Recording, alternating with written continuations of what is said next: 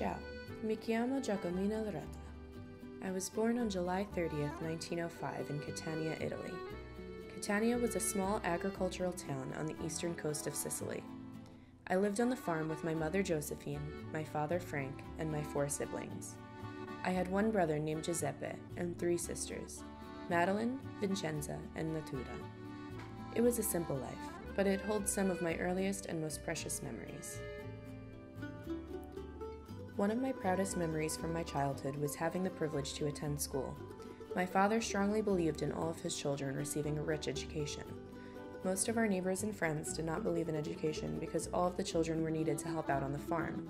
On top of that, going to school required time and money that many of us didn't have, so my siblings and I were very fortunate. To have a young girl receive an education was especially shocking. Women in Sicily were responsible mostly for domestic work, so many saw it as pointless for a woman to waste time in school when they could be practicing cleaning, sewing, or cooking. In fact, I have vivid memories of looking around me and seeing that I was one of the only girls in the class. In the beginning, I never understood why my father wanted us to go to school. He just always told us that we would need it one day.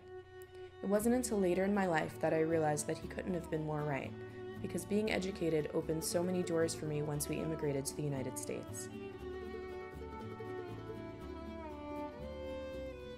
When I wasn't in school, I spent a lot of my free time working on the farm with my siblings and father, even though I was the baby of the family.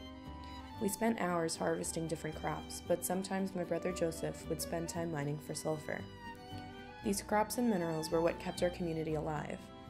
Italy had colonized a few territories in Africa, and Sicily was the bridge between the 2 areas, so most of our exports were sent there. Once the early 1900s hit, a crop crisis started to plague my hometown, and it only got worse in the years leading up to our departure for the United States. Fearing that the farm may not survive much longer, my brother decided to immigrate to the United States in 1913 to test the waters. Then in 1916, when I was only 11 years old, my father passed away due to unknown causes.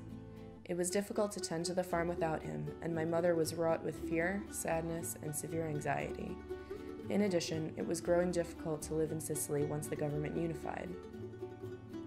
Though I was too young to understand at the time, my family and friends were very unhappy with the new political changes taking place, resulting in northern and southern Italy being represented as a single body. At the time, northern and southern Italy differed in many ways and did not see eye to eye.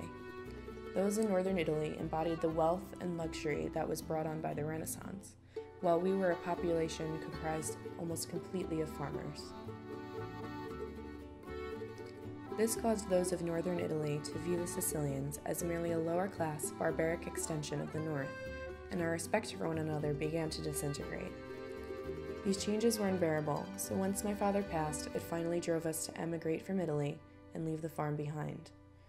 Luckily, my brother had already found a comfortable location to live, so in 1917, we packed up everything we had and left for the United States. We immigrated over on the SS Patria, and boy was that an experience. I had never been on a boat before, but we heard about the Titanic sinking, and that was enough to scare us half to death. People were getting sick left and right, and numbers were dropping quickly. But little did I know, that day would change the rest of my life. We met a lovely woman named Conchetta while we were on the boat. She was behind us for the hours that we spent waiting in line to complete our clearances and paperwork. She wasn't much older than I at the time. She was 16 and I was 11, so we spent a lot of time together during the days of travel. It turned out that we were all going to be living in Brooklyn, New York, so we kept in touch for many years. It turned out that she married my brother Joseph only a few years later, and when I was 19, she introduced me to her cousin Verniero. He also had emigrated from Italy after fighting in World War I and settled in Brooklyn with his brother. My mother loved Verniero, and our families were already very close because of Conchetta and my brother. On September 9th, 1925, Verniero and I got married and moved into our own apartment on Van Brunt Street. It was quite funny, actually. It was as if my family had owned most of Van Brunt Street because my mother, all of my siblings, and all of Verniero's siblings all lived on Van Brunt Street. Family was one of the most important aspects of our lives when coming into such a foreign world. We were very lucky not to be separated or forced to live in tenement housing. I remember seeing tenement housing starting to emerge in other parts of Brooklyn, but we were fortunate to be able to afford renting apartments on Van Brunt Street, only houses away from one another. Other people in the neighborhood that weren't directly related to us were almost like our extended family. The small neighborhood was inhabited predominantly by other Italian immigrants like us, or other German, Polish, or Irish immigrants that faced similar challenges. Having our family and friends by our side made it much easier to adapt to the new life that we had to build. Raniero and I used to walk to their houses for dinner or just to drop by and say hello. One of my favorite memories was having Sunday dinner with all of us together.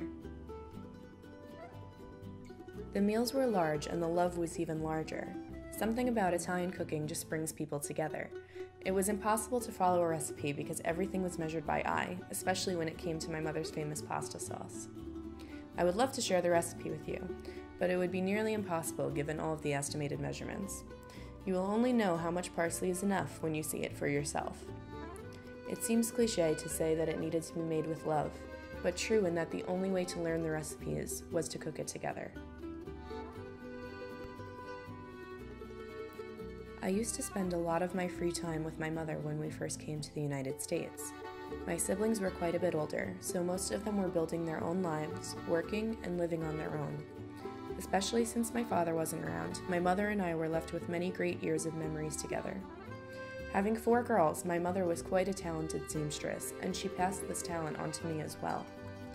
We used to sew our own clothing and learned how to make just about anything. All of the tricks of her sewing and cooking were passed on to me over the years, and I was very excited to pass them on to my own children as well. On June 22, 1926, Raniero and I had our first child, our daughter Rosie. Then on June 4, 1927, we had our son Alfonso. Though I had much less leisure time once the children arrived, I couldn't have been happier. I was lucky to bond with my own daughter later in life through the same skills of cooking and sewing that my mother passed on to me. My only hope was that she'd do the same with her children and keep the tradition alive. Once the children got older, started school, and didn't need me around as much, Raniero and I were lucky enough to pursue another one of our lifelong dreams. We opened a small supermarket on Coffee Street in 1937. I had always dreamed of being a store owner, and it was quite an accomplishment at that time. This is when the education that my father provided for us really paid off. Women in my time barely had any rights. In fact, when I first got to the United States, women didn't even have the right to vote. I remember walking around town and seeing picketing going on all over, fighting for this right.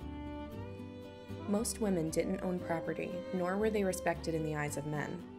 We didn't go to the bars with them, or even work in the same industries, so to own a store with my husband was quite a feat for me. It commanded attention and respect, something I had never realized would be so controversial. Some people would make comments to my husband about allowing me to have too much control, but luckily he continued to support me as his equal.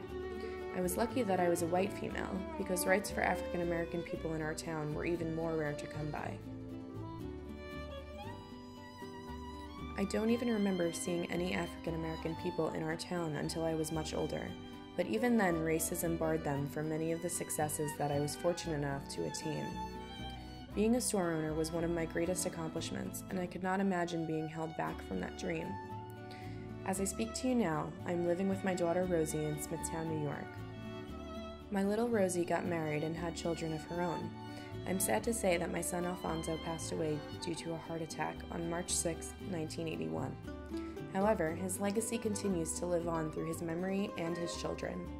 As I look back on my life, I couldn't have been more proud of everything that I have accomplished, as well as all of the accomplishments of my children. I have attained everything that I had ever imagined, and so much more.